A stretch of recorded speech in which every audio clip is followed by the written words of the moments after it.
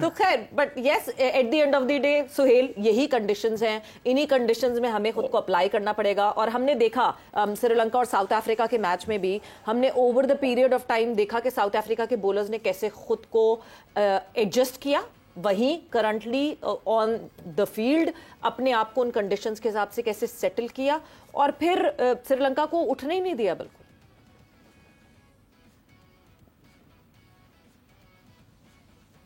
देखिए सवेरा, पहले तो इस तरह की सिचुएशन में अक्सर मैनेजमेंट का रोल बड़ा इंपॉर्टेंट होता है। और ये खैर इंटरनेशनल क्रिकेट में तो कभी हम सब खेले हैं इंटरनेशनल क्रिकेट, इस तरह का कोई मौका ही नहीं मिला कि जहाँ पे मैनेजमेंट को ये बात करनी पड़े यार कि अब जो है सो है, आप इसी पे कंप्रोमाइज करें, क्योंकि नॉर्मली इंटरनेशनल स्टैंडर्ड में आपको पता है फैसिलिटीज के ऊपर तो कोई कंप्रोमाइज ही नहीं होता।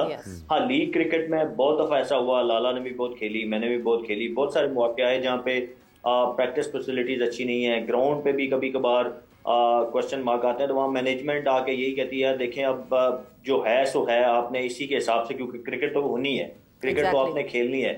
तो आई एम श्योर कि अब यही मैसेज सब टीमों ने, सब मैनेजमेंट ने अपनी अपनी टीम्स को देना है कि यार अब ये ना तो टूर्नामेंट कैंसिल होगा, ना मुझे लगता है कि यहाँ से मैचेस शिफ्ट होंगे, तो अब मैचेस तो होने हैं, ठीक है। अब आपने किस तरीके से इन सारे चैलेंजेस को बेहतर तरीके से कॉप अप करना है, वही टीम सक्सेसफुल होगी। कल वाले मैच की जो आपने बात की, तो मैंने कल भी आपसे बात की थी कि साउथ अफ्रीका को सूट करती थी उनको जो बॉलिंग लाइनअप थी ना, जो वो, क्योंकि आप देखें उनके 2-3 बॉलर हैं जो टेस्ट क्रिकेट भी खेलते, उनको हार्ड लेंथ पे बॉलिंग करनी आती है। एज कंपेयर अगर आप देखें श्रीलंकन जो बॉलर्स हैं वो स्पेशलिस्ट थे T20 के। वो कल भी आप देखें कि पिच पे वेरिएबल बाउंस था, लेकिन वो तक्षिणा आके वो यॉर्कर की ट्राई कर रहे थे, क्योंकि दैट्स देयर स्पेशलिटी। लेकिन इस पिच के ऊपर आपको बॉलर चाहिए था जो भाग के आके इनटू द पिच बॉलिंग करे, वहां पे जो वेरिएबल बाउंस था वो डिस्टर्ब कर रहा था। तो ये साउथ अफ्रीका वाज लकी कि उनको ये कंडीशन सूट कर गई। अब हमारे मैच की अगर मैं बात करूं, तो अब हमारे पास भी बॉलर ऐसे हैं, सारे बॉलर ऐसे हैं जो कि उनको 4 डे क्रिकेट, टेस्ट क्रिकेट वाली बॉलिंग आती है, स्विंग करना आता है। चैलेंज बैटिंग के लिए है दोनों साइड की, इंडिया की भी पाकिस्तान की भी। चैलेंज होगा कि आपने इनमें कैसे अपने आप को, सबसे पहले तो आपने ये सोचना है कि पास स्कोर क्या होगा, यहाँ पे आपने क्रिकेट किस हिसाब से खेलनी है। कल अगर श्रीलंका ने तरीके से, जब आप देखें ना, यहाँ पे नॉर्मल T20 क्रिकेट की कंडीशन नहीं है। आपने ये नहीं करना कि जाते ही आपने वो 200 या 250 वाला टारगेट अपने माइंड पे क्रिकेट खेलनी है। अगर जब उनको 2-4 ओवर के बाद पता चल गया था कि यार पिच मुश्किल है, तो वो अगर अपना रिवाइज कर लेते, टोटल 120-30 की कोशिश करते, तो आप देखें कि साउथ अफ्रीका को भी हाथ पांव पड़े थे एक टाइम पे, तो चीजें बेहतर होती थी, शायद रिजल्ट बेहतर हो सकते। तो अब ये है कि आपने प्लानिंग कैसी करनी है, ये सबसे बड़ा क्वेश्चन मार्क है। और जो टीम बेहतर प्लान करेगी, बेहतर टोटल सेट करने की कोशिश करेगी, उसके पास मेरे ख्याल में जो है वो बेहतर चांसेस होंगे मैच जीतने के। ना सिर्फ इंडिया पाकिस्तान की मैं बात कर रहा हूँ, ओवरऑल इन जनरल, स्पेशली जितनी न्यूयॉर्क में क्रिकेट होनी है ना, बाकी वेन्यूज पे आप देखें तो इतना डिफरेंस नहीं है। आप वही जो मॉडर्न डे T20 क्रिकेट हो रही है, आप अपने आप को अप्लाई कर सकते हैं, बट इस वेन्यू पे स्पेशली मेरे ख्याल में बहुत ज्यादा आपको सोचने की जरूरत होगी कि how to go about things. मतलब ये जैसे अभी सुहेल साहब ने बात किया कि आपको रिव्यू करना पड़ेंगे अपनी बहुत सारी चीज़ें, तो फिर तो अब आप समझते हैं कि ये टीम मैनेजमेंट के लिए एक चैलेंज इस तरीके से कि आपने अपनी प्रैक्टिसेस भी वैसे ही करनी है, किस तरीके से उनको एक पैगाम पहुंचाना है, किस तरीके से सबको इकट्ठा करना है। ये एक नए तरीके की T20 क्रिकेट खेलना पड़ेगी आपको अचानक। देखिए इसमें कोई इतना कोई मेजर वो चेंज नहीं है जब उस स्टाइल से इस स्टाइल पे आने में, ठीक है ना।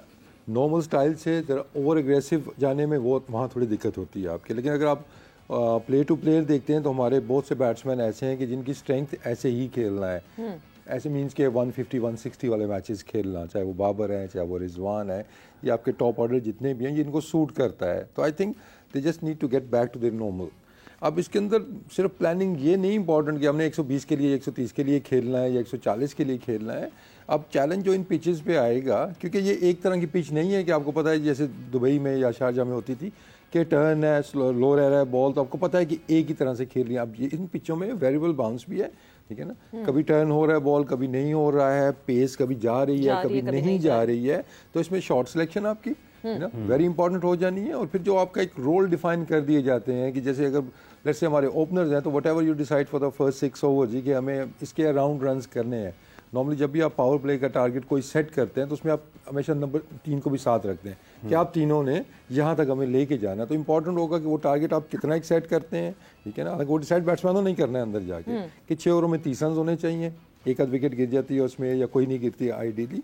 तो आई थिंक प्लेयर्स का इंडिविजुअल जो प्लान है वो ज़्यादा इंपॉर्टेंट यहाँ पे होगा कि किस तरह अडेप्ट करते हैं चीज़ों को। क्योंकि कल श्रीलंका को देखें, पहले भी हमने यही बात की थी कि वो एक तरह की शॉटिंग खेलते हुए शायद 200 रन के लिए खेल रहे थे। बिल्कुल, उन्होंने रियलाइज ही नहीं किया कि नहीं जी रियलाइज शिफ्ट उन्होंने करना है। किया उस टाइम तक 5 विकेटें उनकी गिर चुकी थी।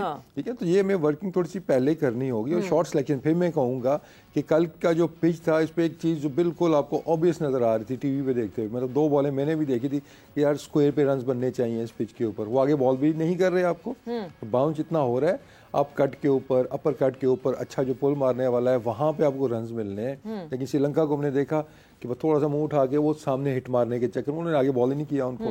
फिर जो बाउंसर किया उन्होंने पक्का उनको बाउंसर किया, बिल्कुल जो एक्यूरेट बाउंसर उन्होंने किए हैं। तो इन चीज़ों पे थोड़ा सा प्रिपेयर रहना होगा पाकिस्तानी बैट्समैनों को भी कि इंडियन बॉलर्स के पास भी पेस तो है अगर आप देखते हैं। और ऑन द अदर साइड हमारे जो बॉलर्स हैं उनकी जो बॉलिंग है, जैसे सुहेल ने बड़ा इंपॉर्टेंट किया है बात की है कि शायद यहाँ पे आपको वेरिएशंस की या यॉर्कर्स की उतना ज़रूरत ना पड़े, आप जो हार्ड लेंथ्स हैं उनके ऊपर ही बॉलिंग करते हैं तो आपको सक्सेस मिलेगी।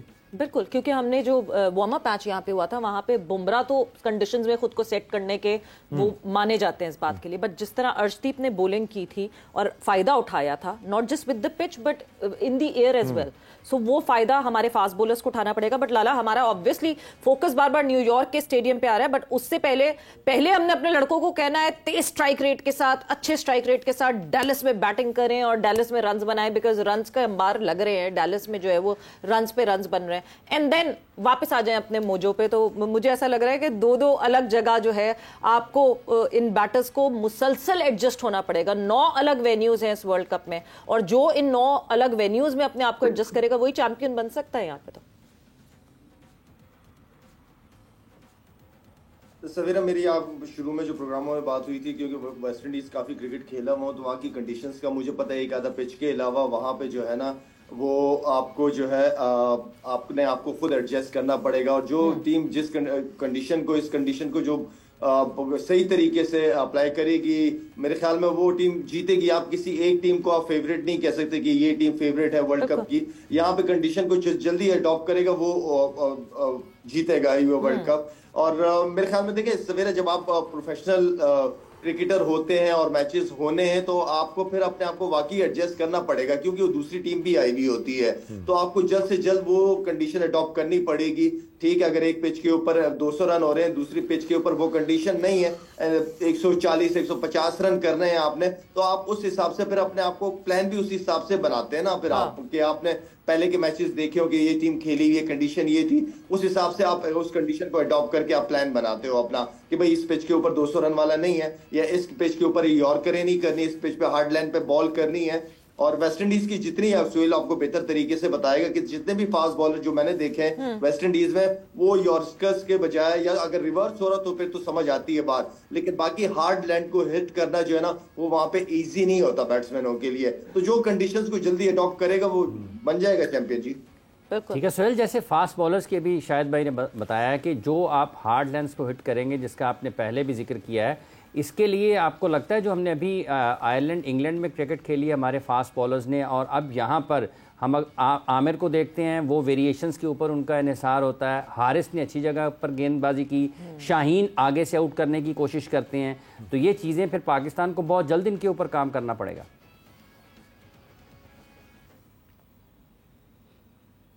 देखिए इमरान, पहले तो ये जो वर्ल्ड कप है ना, जो इसका चैंपियन होगा उसको आप सही मानों में चैंपियन बोलेंगे, क्योंकि ये एक रियल टेस्ट है। जैसे अभी बात हो रही थी ना कि 9 डिफरेंट वेन्यूज, हर वेन्यू आपको डिफरेंट चैलेंज जो है वो दे रहा है। नॉर्मली तो आप देखते हैं ना, लास्ट अगर ऑस्ट्रेलिया में वर्ल्ड कप हुआ, अब इंडिया में 50 ओवर हुआ, तो आपको पता है कि एक ही जैसी कंडीशन आपको मिलनी है, आप मेंटली उस हिसाब से प्रिपेयर होके जाते हैं।